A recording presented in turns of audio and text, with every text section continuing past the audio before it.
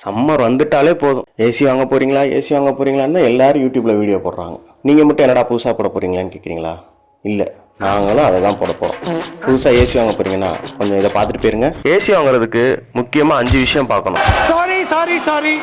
5 விஷயம் பார்க்கணும். என்னன்னு சொல்றேன், ஒன்னொன்னா நோட் பண்ணிக்கோங்க. First, room size.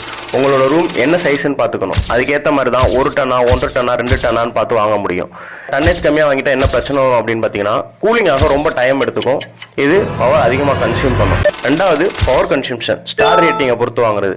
5 star 3 star. இப்போ 5 ஸ்டார் வாங்கினா காஸ்ட்லியாக இருக்கும், பட் இபி பில் கம்மியாக வரும். 3 ஸ்டார் கொஞ்சம் காசு கம்மி தான், பட் இபி பில் உங்களுக்கு அதிகமாக வரும். அடுத்து, இன்வெர்டரா நான் inverter Asia? Inverter AC compressor ஸ்பீடை அதிகமாக வச்சுக்கும், அதனால கூலிங் ஸ்டேபிளாக இருக்கும், பவர் சேவ் ஆகும். நான் இன்வெர்டர் ஏசி அடிக்கடி ஆன் ஆஃப் சைக்கிள் அதிகமாக எடுத்துக்கும். காப்பர் காயில் இருக்கா அப்படிங்கிறத முக்கியமாக பார்க்கணும். காப்பர் காயில் இருக்கிறப்ப உங்களுக்கு கூலிங் ஃபாஸ்ட் ஆகும், அது மெயின்டெனன்ஸும் ஈஸி, ப்ளஸ் லைஃப் லாங் உங்களுக்கு கொடுக்கும்.